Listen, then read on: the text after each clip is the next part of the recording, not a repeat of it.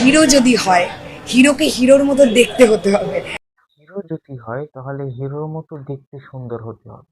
আর megastar যে এত সুন্দর, এত স্মার্ট, সে মেকআপ ছাড়াও স্মার্ট আর মেকআপ করলেও স্মার্ট। হিরো যদি হয়, হিরোকে হিরোর মতো দেখতে হতে হবে।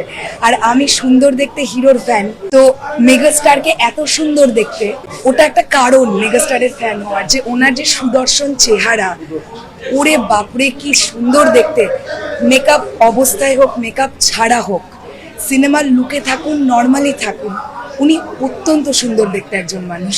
অত্যন্ত সুন্দর। আসলে এই যে দিদি কথাগুলো বলছি, এই দিদিকে আপনাদের যারা সাকিবিয়ানরা আছেন তারা চিনতে পারবেন হয়তো অবশ্যই। এই দিদি কিন্তু ভারত বাংলার আমাদের সাকিব খানের ফ্যান, আমাদের বসের ফ্যান। শুধু কন্টেন্ট ক্রিয়েটার এটা আমি জানি, আমি অনেক আগে থেকেই তারে চিনতাম। সে শুধু কন্টেন্ট ক্রিয়েটের জন্য, যে সে ইনকামের জন্য যে সাকিবের ভিডিও বানায় এরকমটা না, সে সাকিবকে আসলে মন থেকে অত্যন্ত ভালোবাসে, অত্যন্ত। আমরা তো সাকিবিয়ান অবশ্যই, যারা সাকিব খানকে ভালোবাসি। আর এই দিদিও কিন্তু সাকিবিয়ান।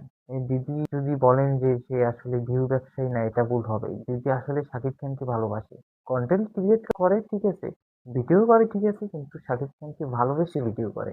ভারত বাংলার এই দিদি সাতটা সাকিবিয়ান। আর দিদি বরাবরের মতো সবসময় যখন ছবি রিলিজ হয় আমাদের বাংলাদেশে এসে তারপর ছবিকে উপভোগ করে, এনজয় করে, সব সাকিবিয়ানদের সাথে দেখে তারপর আবার তার নিজ দেশে চলে যায়।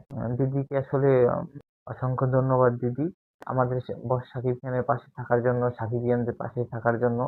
আপনাকে অসংখ্য ধন্যবাদ, এভাবে সারা জীবন ভালোবেসে যাবেন। Thank you so much. আপনার কথাগুলো একদম মন কাড়ার মতো।